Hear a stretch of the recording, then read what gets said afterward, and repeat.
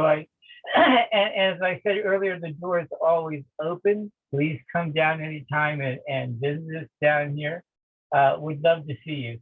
And if I ever get back up that way, I will let you know. Although I will promise you it will not be when there's any of that white stuff on the ground. Okay? That's why I came here to Florida. So today I want to talk to you about you have more than Jesus. And I should probably make a subnote that that's not really a good thing. Okay.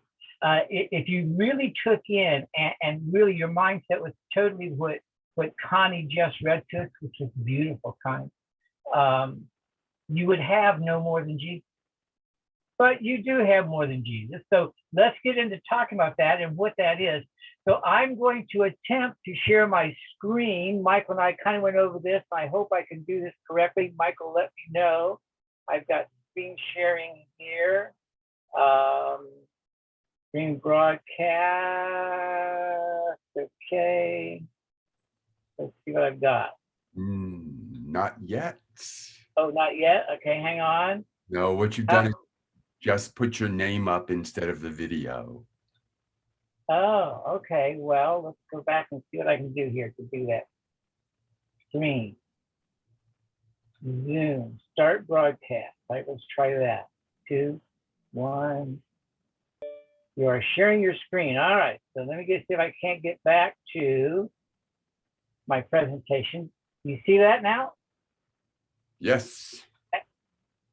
All right. Let me click on that. So are you seeing you have more than Jesus? Is that what's up for you folks? Yeah. Uh-huh. All right. So I'm going to proceed from there. And let's talk about you have more than Jesus. Let's start with a verse that most of you are very familiar with, at least from Matthew, that says, "Verily, verily, I say unto you, he that believeth on me, the works that I do, shall he do also, and greater works than me shall he do." Now, who was it who said this? Who said that? Anybody? Is anybody out there? Jesus said that. There you go. We had to unmute, I guess. Huh? So Jesus was saying that you are going to do greater works than he did. Now let's jump to A Course in Miracles. And as most of you know, the course was dictated by Jesus. So let's see what Jesus has to say in the course. "There is nothing about me that you cannot attain. I have nothing that does not come from God." The difference between us now is that I have nothing else. So this is all that Jesus had was what came from God. We have more than that. And that's what we're going to talk about today, is what we have that Jesus did not have when he says, "I have nothing else." Let's take a look what that is, because according to that, you do have more than Jesus. So let's take another look at something Jesus said in the New Testament first. "Neither shall they say, lo here or lo there, for behold, the kingdom of heaven is within you." Now, that is not how we act, is it? Matter of fact, we think heaven is somewhere else. For the longest time, we thought it was up in the sky. All right? And earth was down below, and the earth was the center of the universe. Well, we know that that is not true. And heaven isn't here or isn't there. As a matter of fact, most Christians and most people in other religions that have a heaven of their own version think that heaven is yet to come, that we have to wait for it, that someday we will get there, hopefully, if we are good people, the right people, if we've been saved, etc. We will someday get to heaven.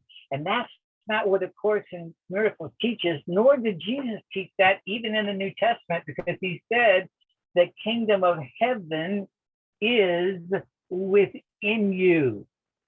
Now, let's see what else Jesus said in A Course in Miracles about that might shed a little bit more light on that for us. He said, "There is no need for help to enter heaven, for you have never left.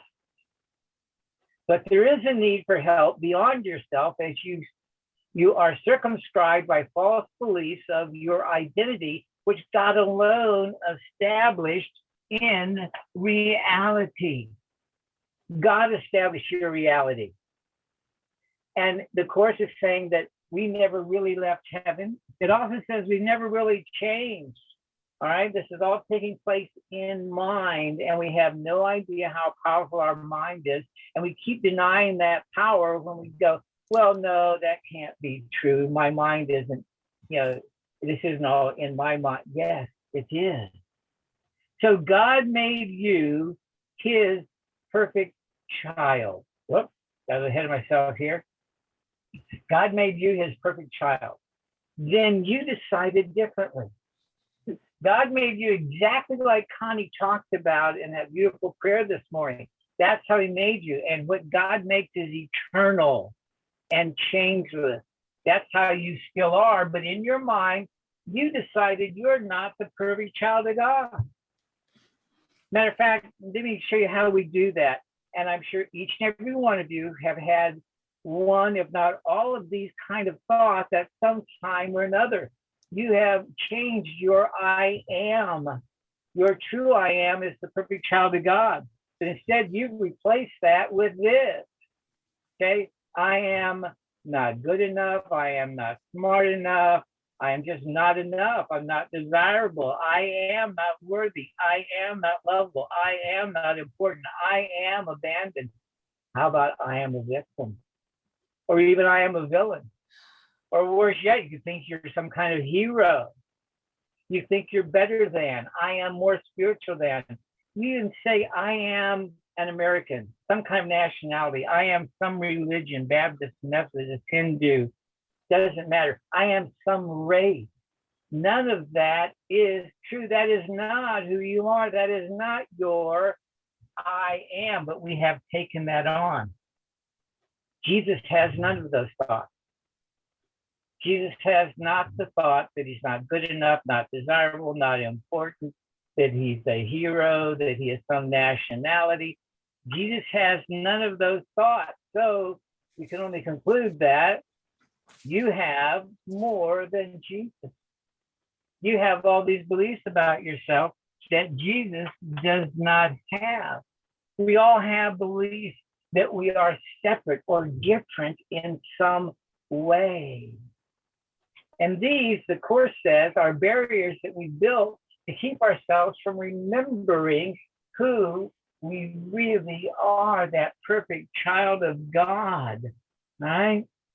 So the Course would go on to say this: your task is not to seek for love, but merely to seek and find all of the barriers within yourself that you have built against it.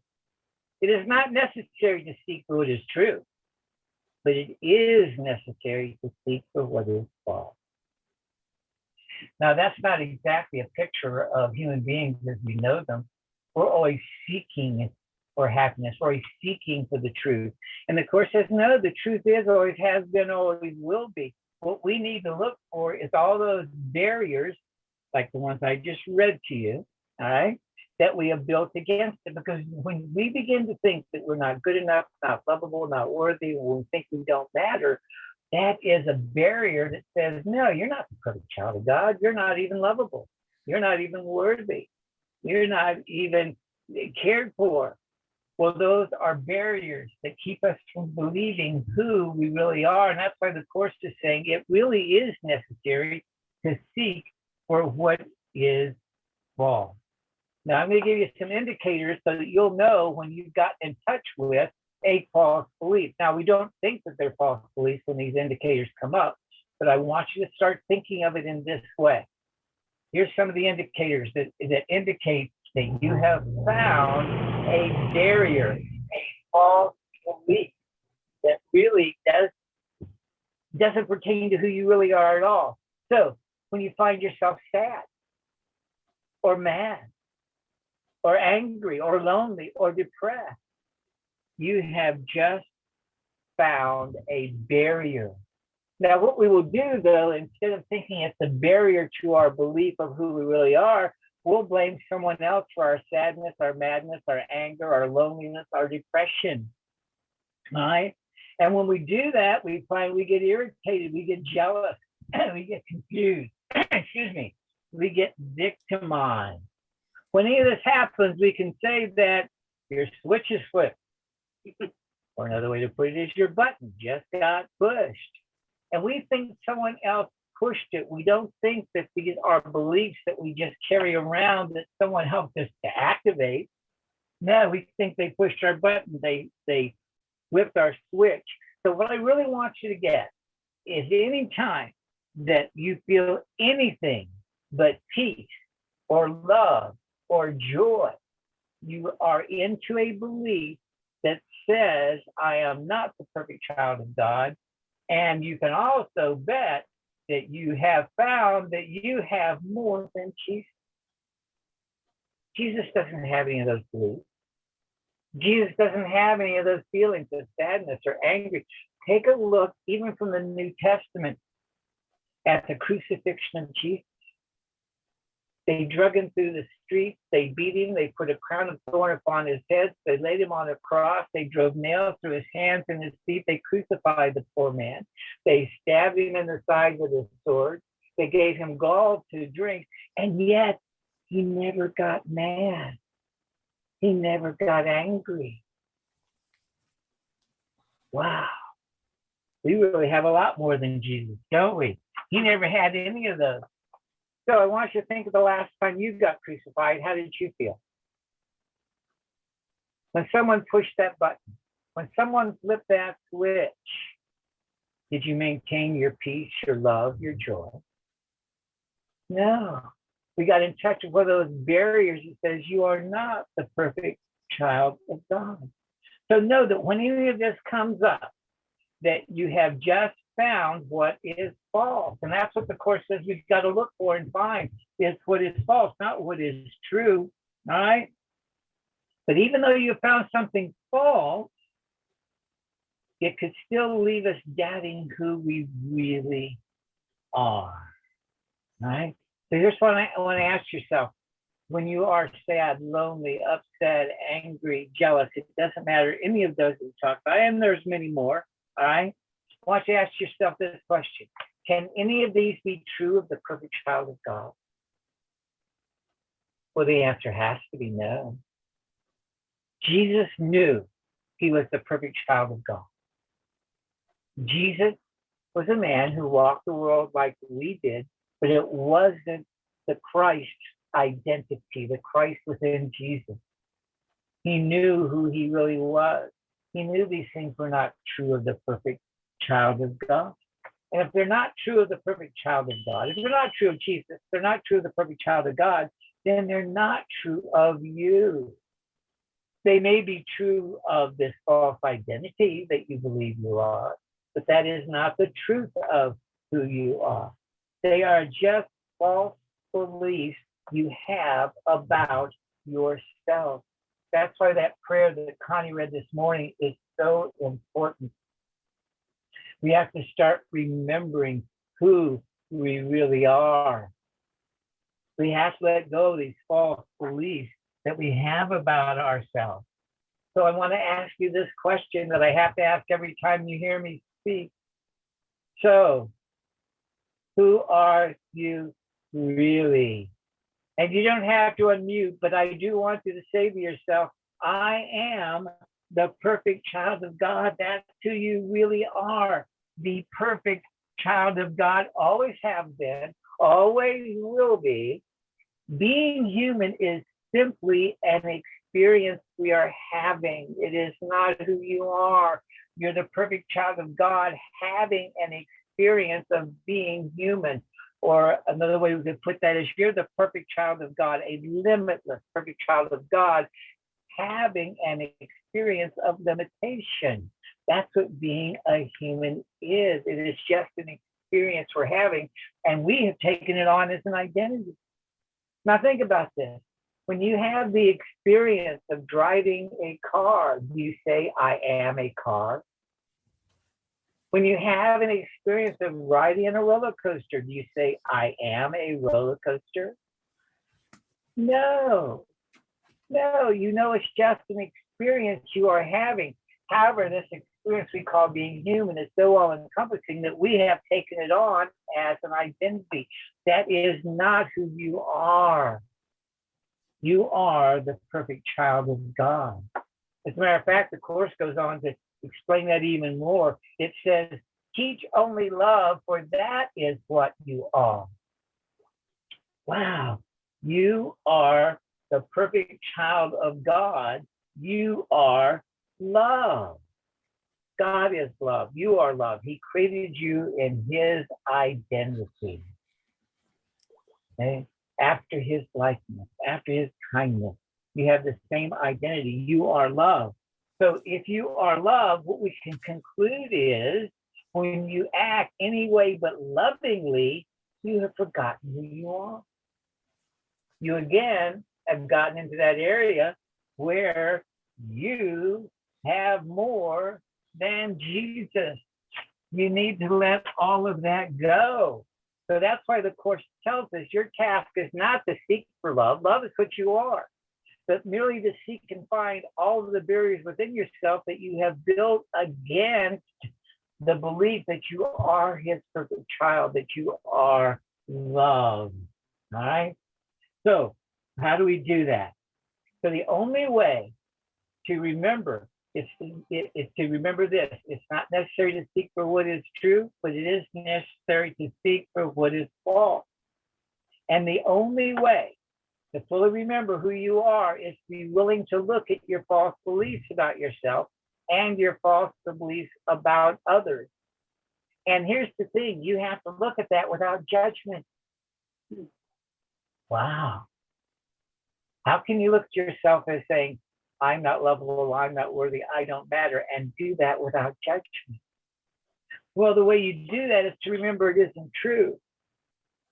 But one of the things that we teach that may help you with that is anytime one of these things get triggered, when your switch gets flipped, when your button gets pushed, when those feelings come up, instead of judging it, simply look at it and say to yourself, isn't that interesting? Wow, I'm feeling not lovable. Is that true of the perfect child of God? Well, no. But it's interesting that I would think that. Isn't that interesting? It's a great phrase that kind of takes the judgment out, right? When one of these things comes up, when the button gets pushed, your switch gets flipped, and that feeling rises in you, know immediately, take that as a signal that you've just stimulated a false belief about yourself. And instead of judging yourself for that, simply say, isn't that interesting? I still have a false belief about myself. Isn't that interesting? And at that point, then you just turn it over to Spirit. Isn't that interesting? I still think I'm not lovable. Wow. Spirit, take that belief from me. And once you do that, once you turn over to Spirit, the next step is very important. Simply let it go. You've given it to Spirit. There's nothing else to do. Go on about your day. Do whatever it is you need to do next. Go do the dishes, mow the lawn, sweep the floor, go groceries, whatever it is you need to do next. Do whatever is next, but you need to let that belief go. When you let, and the reason you can let it go is because it is true. It simply is not true. You are the perfect child of God. You have false beliefs. If they are false beliefs, then they are untrue beliefs. They're just not true. When you begin to realize that all these things you see around you in the world, not just these beliefs, because out of these beliefs comes a world of turmoil, a world where there is hatred and grief and sadness and attack and defense. Well, none of that is true. Everyone out there is the perfect child of God, and they have forgotten, and you need to remember for them. You need to let go those false beliefs. And by remembering that they're false, remembering that they're not true, what have you really let go of? You've really let go of nothing. Wow. They're not true. They are a nothingness that we have given reality to. They are a nothingness that we have given meaning to. They are a nothingness that we have given emotions to. In truth, they are nothing. And once you get your head around this, now you really know what it means to forgive. The Course is very adamant about this. You cannot forgive what is true. Truth does not need forgiveness. Truth is true. Okay? You don't need to forgive the truth. You only need to forgive what's false. And it only seems real because you have those beliefs. You have beliefs that Jesus does not have. You have more than Jesus. So we need to learn to forgive on the highest level. Forgiveness only works when you realize you're forgiving nothing. Wow. If you think you're forgiving something, you're not really forgiving. You can't forgive the truth. You can only forgive nothing. There's a great section of the Course when it talks about what is forgiveness. And it says, forgiveness recognizes that what you thought your brother did to you has not occurred. It does not pardon sins and make them real. It realizes there is no sin. And in that belief are all of your sins forgiven. It goes on to say, what is sin except a false belief about God's Son? Forgiveness merely recognizes its falseness and therefore lets it go. What then is free to take its place is now the will of God. Beautiful section in the Course in Miracles. If you have one, take a look at it. It's in the back part in the clarification of terms. It's just titled Forgiveness. So realize what forgiveness is. Forgiveness only works when you realize true forgiveness at the highest level. I wrote an article one time that's called The 7 Levels of Forgiveness. But the highest level is when you begin to realize that there is nothing to forgive. That is true forgiveness. Okay.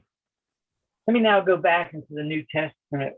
Matter of fact, it's a quote from the New Testament. It's actually from A Course in Miracles. But he talked about a quote from the Bible, which goes like this. No man cometh unto the Father but by me. Does not mean that I am in any way separate or different from you, except in time. And time does not really exist. Wow. We have time. Jesus doesn't have time. All right? We have time. Jesus has eternity. And that's all Jesus has. So time is another thing we have that Jesus doesn't. You really do have more than Jesus. And time is part of that. And it is time that allows us to hang on to these false beliefs about ourselves. So ultimately, we have to forgive ourselves for believing we are a human in time. That is not who you are. It is an experience you are having. I imagine if you would ask 99.9% of the people on this planet, are you a human being? They would say yes. The correct answer is no. I am not a human being. It is an experience I am having. So ultimately, we have to forgive ourselves for the false belief that we are a human in time. And then that's true forgiveness because you're really forgiving nothing. Okay? And as we begin to forgive ourselves for our misbeliefs, we begin to remember. That's what it's about. It's about remembering. It's not really about learning anything. It's not about acquiring anything. It's not about becoming a better person. It's about simply remembering. And the way you remember is to give up those false beliefs so that you can remember. Remember, we talked about those false beliefs are barriers that we have built against the truth of who we really are. So as we begin to let go of those false beliefs, we begin to remember. So remember this, you don't need to seek for love. That is what you are. We could even go on to say, you don't need to seek for peace. That is what you are. And we can add to that, you don't need to speak for joy. That is what you are. You know, we have so many things that lead us down the wrong path, and they can sound so great, and they can sound beautiful, and they can sound very virtuous. One of them is in our Constitution, I believe it is, where it says we have the right for life, liberty, and the pursuit of happiness. Happiness, let's say, being your peace, your love, your joy. Well, if you think you have to pursue it, hidden in that phrase is that you don't have it. You're not it. That's another barrier we have built. You don't have to pursue it. You simply have to remember it. You simply have to remember who you really are. And then we begin to remember. And we begin to remember that, like Jesus, you are the light of the world. Now, this is a verse from Matthew. Jesus told us this over 2,000 years ago. You are the light of the world. Now, we know that Jesus is the light of the world, but so are you. So are you. There's another great line in the course where it says, Jesus is what all of you must become, and remember who you are. You are the light of the world. And if you knew you were truly the light of the world and nothing else, what Connie read to us this morning was simply summed up by saying, you are this, you are the light of the world. And if you knew you were truly the light of the world and nothing else, well, you would have no more than Jesus. You give up your false beliefs that Jesus doesn't have. And with those false beliefs go your false emotions, your false feelings, your false ideas. Give up those false beliefs and you would have no more than Jesus. And here's the great thing about it. You wouldn't have any less. You would have no more than Jesus. You would have no less than Jesus, which makes you one with him. Now we're back to that oneness that we all talk about so much. You cannot really have that oneness until you give up those false beliefs. So there in your home, in front of your computers, I want you to say this with me to yourself. I want no more than Jesus has. Say that. Say it again. I want no more than Jesus has. One more time. I want no more than Jesus has. Let's add to that. I have no less right now. You really don't. God gave it to you in your creation. It cannot be changed. It cannot be taken away. You can just simply have a false belief about it. Let's read both of those again. I want no more than Jesus has. I have no less right now. One more time, both of those. I want no more than Jesus has. I have no less right now. And let's finish that up with this. I am the perfect child of God. I'm going to have you read that just one more time from the top. I want no more than Jesus has. I have no less right now.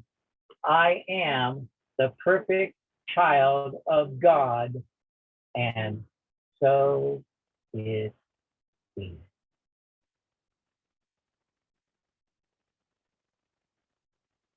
Just be with that for a moment.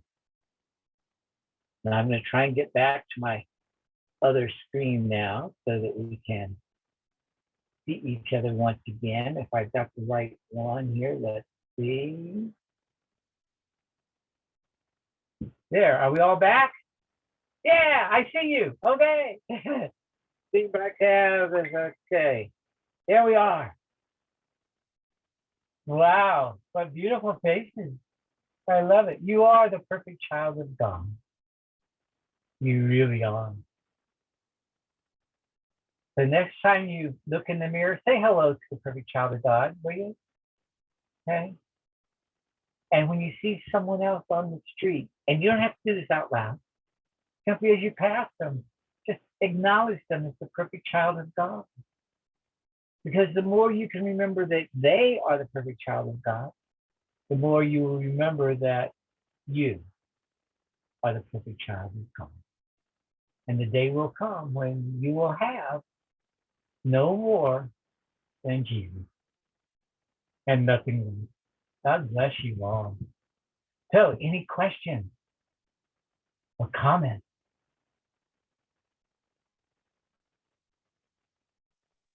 Wow. Can we leave you speechless here? What do we got? I'll just Yeah, tell sure. you, Tony, that was awesome. I mean, it was so succinct and so easy to understand. I just want to let you know, I really, really appreciate everything you do. Thank you so much. Sharon, thank you so much.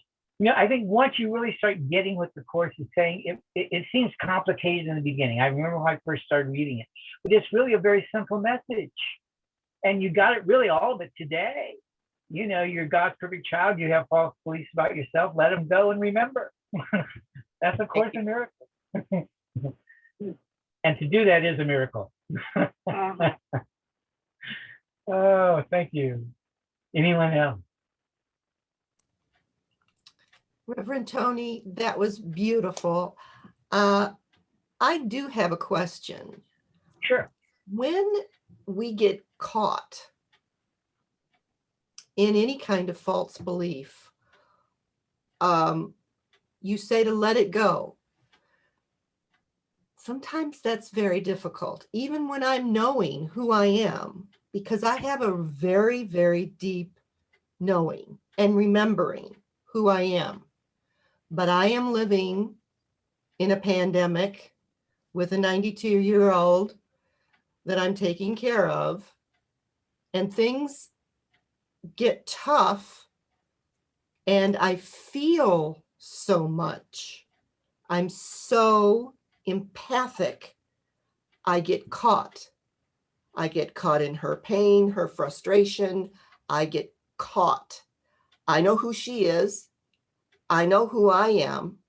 I know we're experiencing this life. I know we're going through a pandemic, and I know we're going through a shift where all stuff is coming up to be looked at, to be observed, to be remembering who we are and let it go. But the letting go of it, the letting go of the frustration, the empathic grief or anger, the frustration, I don't know how to do that very well. I do get caught. How can I let it go? Wow. Isn't that interesting? Yeah. It's because we have made this world so real. It's because we have made this identity, this false identity, so real. So all there really is to do kind of, and just because we let it go doesn't mean the emotions are going to go immediately. They don't. They have shown that an emotion really doesn't last longer than 90 seconds. Okay. It's a chemical in the body. Like longer. Yeah, it totally burns up in 90 seconds. The problem is, before that 90 seconds is over, we believe it again. And then it extends the time. If we could just stop it, and that when you first realize, and Connie, I know you well enough to know everything you said is true about yourself, that you're a very awake person, you remember who you are, you know to do these things. And I really get that you put them into practice in the midst of what you're going through. Okay. And taking care of a 92-year-old mother, I think it was, you said? Yes. Is easy. We took care of Susan's mom for the last 11 years that she was here on this planet, and she died at 101. So I have a sense of what you're going through, okay? If we can keep the presence of mind that what we are going through is a blessing. Because the only way that we're going to get rid of these false beliefs and the emotions that go with them, okay? It starts with a belief, what that's followed by is the emotion. And emotions in the ego's realm, okay, is to make these beliefs seem real. They must be real because I feel them. Okay, that's how we kind of think as a human being. Must be real because I feel it. You know, I must love you because I feel it. I must hate you because I feel it. None of that is true. It's simply a cause and effect relationship between a belief and the emotion. What we have to do, as we talked about earlier, is we have to look for those false beliefs, those barriers we have built. In the ego's realm, when the switch gets flipped, the button gets pushed, those are just ways to ensconce ourselves even deeper into these false beliefs. If we have the presence of mind to think of them as an aid, as a blessing, okay? What you're going through with your mother is a blessing, because what it's helping you do is get in touch with these false beliefs.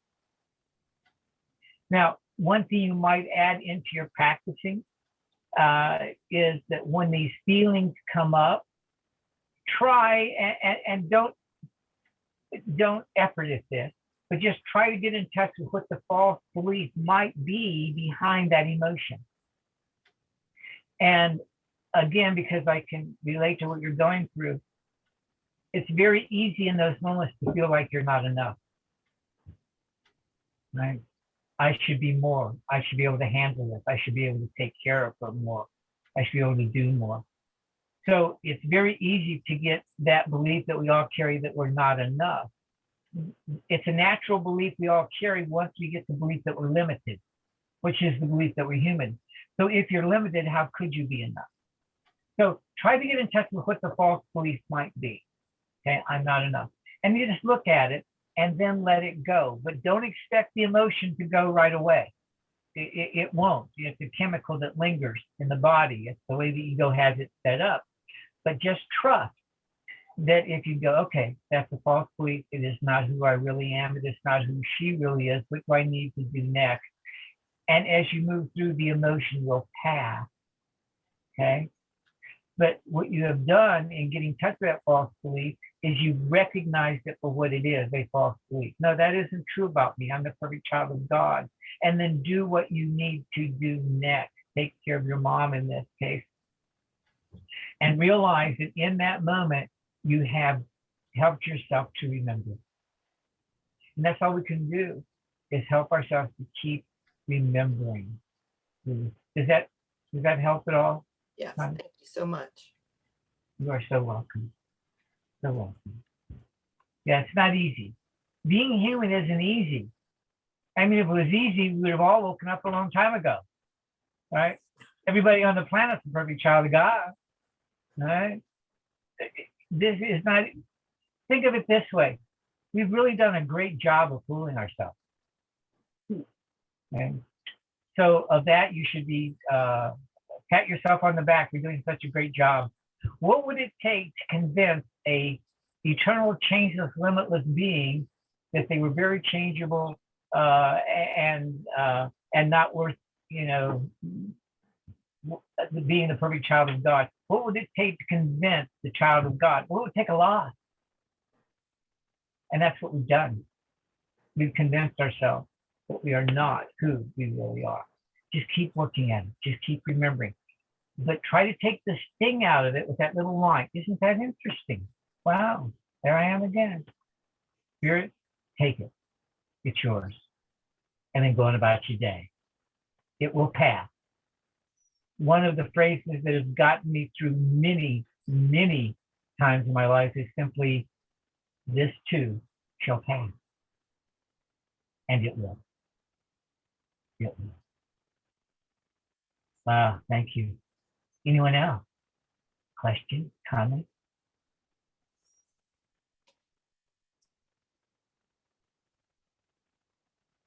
Jerry, are you still with us? You usually have a great comment to make. It was an excellent talk, Tony. Very valuable insights. I appreciate everything you said. Thank you. Oh, you are No- quite welcome. No questions. Sorry. Okay. I love your questions. It's what keeps me thinking, it keeps me learning. You think to ask questions, but I don't think to ask, and I have to dig for the answer. So it helps me learn. Yes. Yeah. Thank you. Tony, I have a comment. Okay, Again, Barbara. you fulfilled everything that, I've been thinking about. It was beautiful. You brought me back to really this concrete information. And the one thing that you said was, when someone asks you, are you a human? It's just like this automatic response, but I felt myself go to source and almost separate, where I could actually say, oh no, I'm this. Yeah, I'm this, but I'm this. And that human part takes me to all the, what do I want to say? The experiences like what Connie was saying she was experiencing. And then when I'm that perfect child of God, I'm just not there. It's like a split. And so that was really good for me to keep thinking of me, an aspect of God, or however we want to word it. But I'm here just playing this role, and Yep. I want a boat. So that's my, I'm going to go with your dream. You did really well. I keep looking at you going, gal, he's got that boat. He went to Florida. Yep. You did good. I'm getting there. I'm Awesome. creating my world. Awesome. Well, come on down. We'll go for a ride on the boat. Sounds great. Yep. But that's what it is. I mean, and it's not that Susan and I don't still have challenges and work, and and my switch still gets flipped, right? My button still gets pushed. But what I find is over time, I get back to my peace more quickly. Yes. And Connie, that may help you as well too. Kind of start seeing how long it takes you to get back to that peace. And when you begin to realize that you're getting back to it more quickly, like Barbara said, that point where it just becomes two different things. Okay, well, there's my human experience, but this is who I really am. You're going to find that the time lapse shortens and shortens and shortens. And the day will come when not only will your switch not get flipped, there'll be no switch to flip, right? Because that's something you have that Jesus doesn't. Okay? He doesn't have the buttons. He doesn't have the switches, right? And we've still got them. But watch, and as you keep practicing and keep remembering, when you get that opportunity, and it is an opportunity, Connie, your mom is bringing you a lot of opportunities to let go of this stuff. So thank her for that. Okay. Thank her for being your savior, is another name that the Course in Miracles would call it. She is your savior because she's helping you remember. Everybody out there that pushes your button, flips your switch, they are your savior. Now, I wouldn't advise telling them that, especially in the moment. They probably wouldn't get it, but you can know it. They are your savior, and kind of your mom is your savior because she is helping you get in touch with. We are so sophisticated. Our ego mind is so sophisticated. We have come up with ways of denying these false beliefs. We shove them down into our subconscious, and we don't even know they're there, and they're there all the time. If it wasn't for a button getting pushed, they would stay down there, and we would just have this undercurrent of misery and sadness and not know why. And we've probably all been there at some time or another. I know I have, where you're kind of feeling out of sorts, down, sad, or something, and you don't even know why. Well, it's because those beliefs are there churning in your subconscious. So thank those people who push your button and flip your switch, because they just took it from your subconscious to your conscious mind, where you can now do something about it. And the best thing you can do is remember it isn't true. Remember, you can only forgive what isn't true. You can't forgive what is true. Truth doesn't need the forgiveness. So when someone pushes that button, they just gave you the opportunity to let go of what isn't true. Thank them. Thank them for being your savior.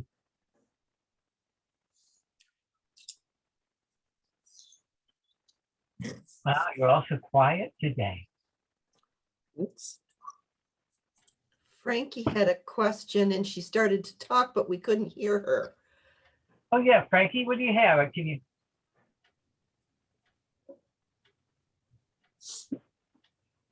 You still got your mute on there, Frankie. First, there we go. There you go. What you got, Frankie? Can't hear you. Oh, her sound. Can you hear me now? There we go. We can hear you now. There we go. Okay, Now. I unplugged. You know, I'm in Connie's boat. I'm not with my father, but my father is the one who is saying he doesn't want me to visit, doesn't want any interference in his life. He's 96. And it's hard when you hear that kind of message from your own parent, you know, and you think, you know, you always turn to him for guidance, and now he's the one who is slipping, you know, really slipping. And I don't think he remembers that he is the perfect child of God. And so it's hard for me to remember that. Yeah, again, this isn't easy. If it were easy, we all would have woken up. We have engineered this human experience in such a way to make it so real that as you go through time, as the body goes through what it does. I'm done. Yeah, again, this isn't easy. If it were easy, we all would have woken up. I can't tell if Frankie's still. Oh, I see a little green lights off. So Frankie, no, he does not remember. Most people don't, and there's a lot of times I don't remember who I am, and I have to bring myself back. Okay, so a strange thing that seems to happen to many of us in this human experience is that as we grow older, and if we keep our parents and they get way up in years, there seems to be a role reversal that takes place. And the child becomes the parent. And sometimes raising our parents is not an easy task. Because we've always seen them. As a matter of fact, our very first, as a human being, our first impression of God is our parents. I mean, think about it. You're this helpless little infant, and who has all the power? Well, your parents do. So psychologically, we take them on and put them in the role of what might be considered God, right?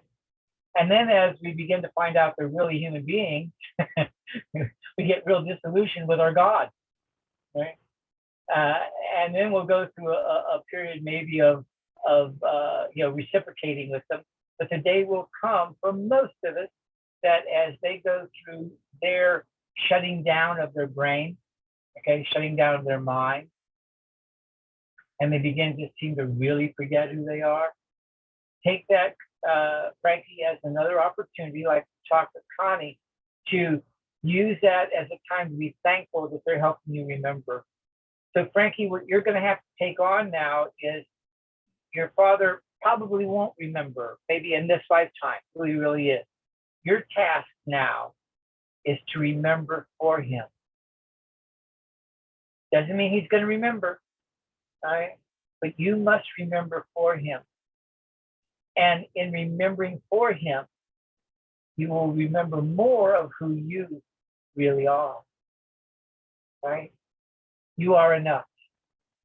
You know, again, when we're dealing with our parents like this, it's easy to have that I'm not enough feeling come up. It really is. There's times I know that you wish there could be more than one of you to handle all you need to handle. That's the I'm not enough feeling. It isn't the truth. It isn't the truth. So Frankie, you know, thank him within your heart for helping you remember who you are, and do so by remembering who he is. And again, I'm not saying this is going to be easy, but it's what we must do. We must remember. So remember for him. Think you can do that, Frankie? I see that smile. Yeah, there you go. There you go. Remember for him. Okay. Well, it's time to almost close. So thank you so much,